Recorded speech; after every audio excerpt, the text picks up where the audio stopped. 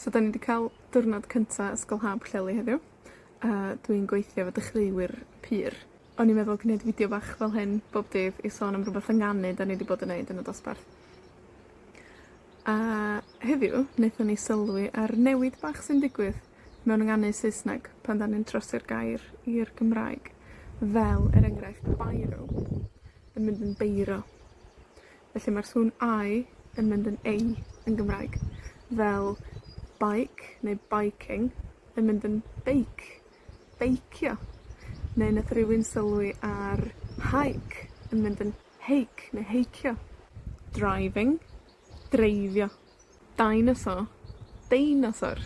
Neu os da chi wedi parcio yn rhywle rhy hir a da chi'n cael fine yn Gymraeg, da chi'n cael ffein. Felly, I yn mynd yn ei yn Gymraeg. Ydych chi'n medru meddwl am fwy o hein?